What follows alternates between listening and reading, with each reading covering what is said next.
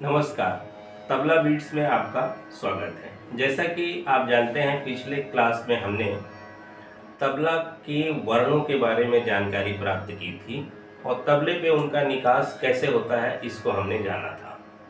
आज के क्लास में मुख्यतः हम इंदिरा कला संगीत विश्वविद्यालय खैरागढ़ द्वारा जो पाठ्यक्रम प्रथम के लिए तय किया गया है उसके प्रायोगिक भाग या क्रियात्मक भाग के बारे में हम जानेंगे। प्रथम के क्रियात्मक भाग में मुख्य ताल है 3 ताल या त्रिताल, और इसके अलावा और 4 ताल के बारे में हमें प्रथम में जानना होता है। दादरा, कहरवा, रूपक, झपताल। लेकिन मुख्य ताल तीन ताल या त्रिताल ही होता है, जिसको 4 साल तक पढ़ाई करते हैं। प्रथमा अंतिम, मध्यमा प्रथम, मध्यमा अंतिम।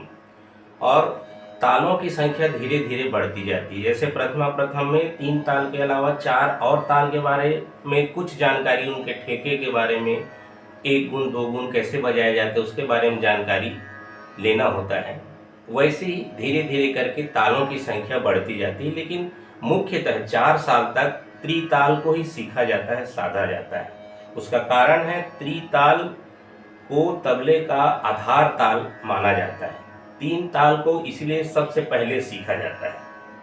और 3 ताल को त्रिताल या 3 ताल क्यों कहा जाता है, इसके पीछे भी कारण है। 3 ताल 16 मात्रा का ताल होता है।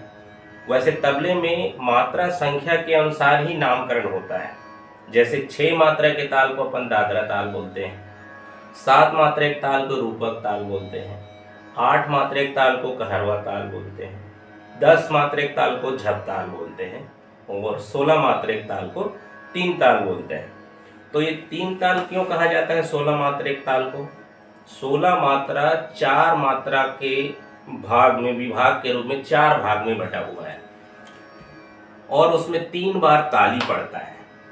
ताली और खाली से जब हम इसको प्रदर्शित करते हैं तो 3 बार ताली बजता है, इसलिए ये त्रिताल कहा जाता है। इसके ठेके के जैसे बोल हैं उसको मैं हाथ में ताली खाली के साथ आपको व्यक्त कर बताता हूं तो आपको स्पष्ट हो जाएगा। जैसे उसके ठेके के बोल हैं धा धिन धिन धा धा धिन धिन धा धा तिन तिन ता ता धिन धिन धा। तो अपन देखें 3 बार ताली ऐसा बजा, इसलिए इसका नाम त्रिताल है। और हम गिनेंगे तो 16 मात्रा होता है। धा धिन धिन धा धा धिन धिन धा धा तिन तिन ता ता धिन धिन धा। इस प्रकार 3 ताल में 16 मात्रा हुआ, 4 विभाग हुआ, 3 ताली हुआ और 9वें मात्रा में हाथ को हम ऐसा करते हैं उसको खाली बोला जाता है। 9वें मात्रा में खाली होता है। तो 3 ताल 16 मात्रा का होता है। उसका निकास कैसे होता है, वो तबले पर कैसे बजता है, इसको हम जानेंगे।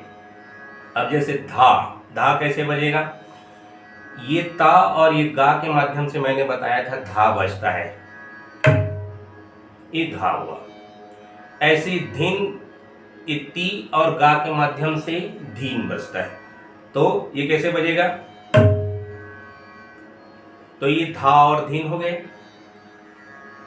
अब जैसे बजेगा धा धिन धिन धा धा धिन धिन धा धा तिन तिन ता ता धिन धिन धा। तो ये 3 ताल के ठेका हुआ। इसको हम एक गुण बोलते हैं। अब जब 2-2 मात्रा को उतनी ही समय में बोला जाता है या बजाया जाता है तो उसको दुगुन बोलते हैं। जैसे अभी हमने बोला धा धिन धिन धा धा धिन धिन धा धा तिन तिन ता ता धिन धिन धा। इसको अगर हम एक गुण मानते हैं तो इसी समय में अगर हम दो दो मात्रा को करेंगे तो धा धिन धिन धा धिन धिन धा 16 मात्रा करके हम उसको 2 बार हमको पढ़ना पड़ेगा, 32 मात्रा हमको बोलना पड़ेगा, तब ये 16 मात्रा की जगह पे वो पूरा होगा, इसलिए वो दुगुन होगा। जैसे धा धिन धिन धा धिन धा तिन तिन ता धिन धा धिन धा धिन धा तिन तिन ता धिन धा। मतलब एक मात्रा के समय में हमने 2 मात्रा को पढ़ा, वैसी बजाने में भी एक मात्रा के समय में अगर हम 2 मात्रा बजाएंगे तो वो उसका दुगुन कहलाता है। तो जैसे हम 3 ताल को 1 गुण और 2 गुण में हम बजा के देखते हैं कैसे बजता है। धा धिन धिन धा धा धिन धिन धा धा तिन तिन ता ता धिन धिन धा धा धिन धिन धा धिन धिन धा धिन धिन ता धिन धिन धा धिन धिन धा धिन धिन धा धिन धिन ता धिन धिन धा। इस प्रकार से 3 ताल का और 1 गुण और 2 गुण हमने आज समझा।